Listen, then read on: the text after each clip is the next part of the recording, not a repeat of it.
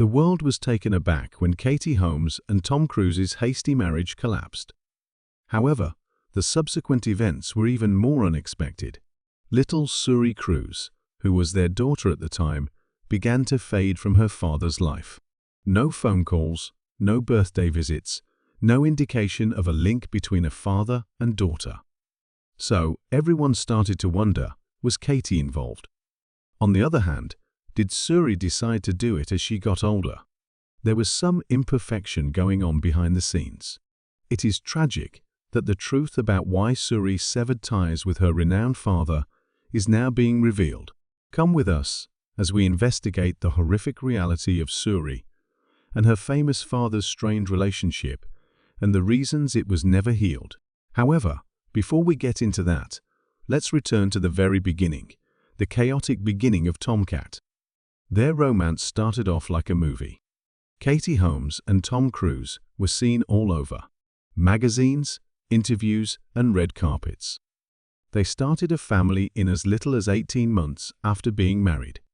Fast for anyone but two A-listers, it felt like an eternity. Both Tom Cruise and Katie Holmes were already famous. However, once they united, the situation became even more bizarre. During that period, Cruise also had a few strange public incidents. His explosive sofa jump during his Oprah appearance is still spoken about today. Not to mention the stressful Today Show interview with Matt Lauer during Tom's on-air argument. Both incidents prompted further investigation into his ties to Scientology. At the same time, the press was closely following their every step. Their connection was covered continuously by tabloids. Strange things were happening behind the scenes, though, and most people didn't even notice. Looking back, it's hard to believe this marriage ever seemed regular. Let's begin with a really peculiar early incident involving Dr. Cruise, a machine, and a baby. Diamonds, chaperones, and sonograms. Suri Cruise came into this world in April of 2006, precisely 7 months before her parents tied the knot. However, peculiarities existed prior to the nuptials as well. Cruise mentioned that he had purchased an ultrasound machine, specifically for Katie's usage, during an appearance with Barbara Walters. These days, most people see doctors when they have such issues. And what about Tom?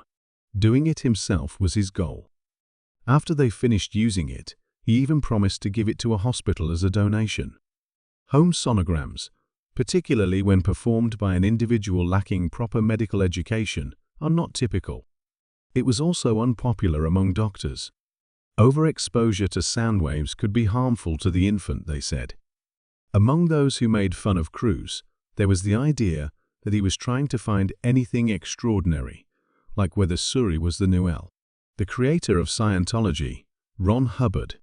Although no one can say for sure, it did cause some to raise an eyebrow. Next up was Katie's peculiar interview with W magazine. "Tom and I will forever be in our honeymoon phase," she remarked, eloquently describing how much in love she was. Her statements weren't the only thing that stood out, though. She was seated close to a woman, Jessica Rodriguez, who was named as Holmes' Scientology chaperone, was that woman. Until the reporter brought up the topic of rumors, she remained silent throughout the interview. Before Tom met Katie, rumors circulated that Scientology was attempting to introduce him to potential suitors. The truth is that we don't read that stuff because it's just rude, Rodriguez stated abruptly. She then abruptly shifted the conversation back to Tom and Katie's undying love for one another. She claimed to be there only because they are best friends in response to the reporter's question about her purpose. A major surprise awaited Tom as the interview came to a close. In front of the news crew, he had Katie open a diamond Chanel necklace that he had given her. Although it was designed to be charming, it had the air of a movie set. This, however, was only the start. The level of intensity was only going to rise. All the fuss over prenuptial agreements and babies. Their marriage is heavily protected by the law, as one would expect given Tom Cruise's ties to the Church of Scientology. The couple worked on a massive prenuptial agreement before their wedding. Did you realize, though, that Katie's father, a lawyer, was instrumental in its creation? While everyone is in the dark about the specifics, rumors have it that the prenup was 5 bankers' boxes in size. It's out of the ordinary. A number of media publications, including Vanity Fair, speculated about its contents. Rumor has it that Katie and Suri might walk away with $50 million. TMZ stated that she received $400,000 annually in child support, but that there was no lump amount. Tom also had to cover all of Suri's expenses, including those for her education, medical care, and extracurricular activities. A lot of people think that Katie's dad anticipated problems coming. Therefore, he ensured that she could go easily and amicably in the event that things broke down. We were successful. Their dissolution was finalized in just 11 days. Next, there was the big day of the wedding. The wedding was as magical as the rest of the relationship, or at least as magical as the rest of the fairy tale, with a peculiar twist. The venue was a castle in Italy from the 15th century, not just any old church or garden. Seriously, this was huge. The 3-day event reportedly featured a 70-hour veil, a 5-tier cake, and skylighting fireworks. The most bizarre part, though, was when actress and ex-Scientologist Leah Remini discussed the nuptials in her novel. According to her, she entered a restroom and noticed 3 women. One of them was Tom's sister and the other his assistant, gazing at infant Suri, who was motionless on the tile floor. Neither of them were assisting her. "Suri, Suri," they cried out. It was as if they were addressing a responsible adult who should have gathered themselves. It was shocking to Leah. Nobody ever expects to see that at a wedding, let alone anyplace else. Strange public encounters persisted for as long as their love did. A very uncomfortable song, public displays of affection, and red carpets await. Tom and Katie were engaged when they attended the 2005 premiere of War of the Worlds. They made the most of the opportunity for some dramatic flair on the red carpet. They were kissing non-stop, several times. In order to acquire better photographs, they kissed each other multiple times. It was far from over, though. As if he were returning from battle, Tom dipped Katie and kissed her. The general population saw it as excessive. A few others took it as an indication that their love was genuine. However, some people simply found it unsettling to watch. The experience was so awkward that one reporter made the remark that it was like seeing your dad kiss your stepmom, who was once your math teacher. As far as many spectators were concerned, the age disparity and behavior were extremely weird. Next, there was the serenade by Katie. While Cruz sat nearby, she did whatever Lola wanted on stage during a fundraiser concert in 2010. It failed miserably in its intended lightheartedness. Katie's speech was faltering. It was uncomfortable dancing. As Tom feigned to shove her aside, she slithered around the stage. Not everyone thought it was a professional performance. Some thought it was more like a school play. Someone even made the remark that it seemed like a sister making her younger brother practice with her. Something felt odd. This incident adds to the extensive number of instances where Tomcat's public persona failed to meet our expectations for genuine love. That is the reason why this relationship will be remembered for a long time. The romantic tale wasn't the only one. Everything that happened was a result of their public, peculiar behavior, which the world observed and pondered. By the way, did you know that Tom Cruise and Katie Holmes' marriage wasn't suddenly annulled? Like something out of a spy film, her escape was meticulously orchestrated. Before we delve into that, though, there's one peculiarity that demands attention: the clandestine strategy for Katie's release.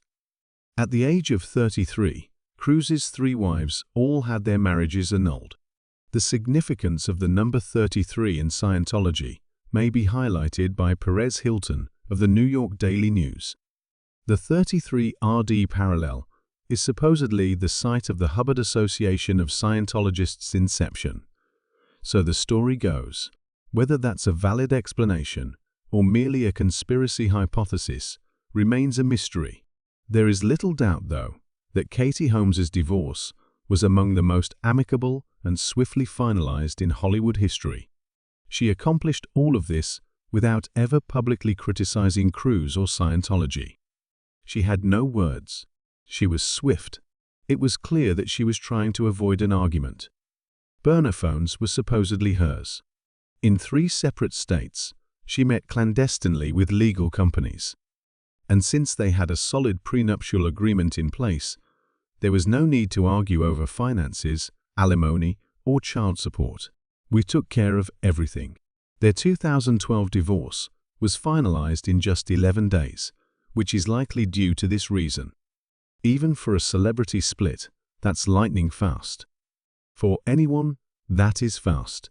If divorce were a game of chess, Holmes would have been the computer calm, collected, and always one move ahead.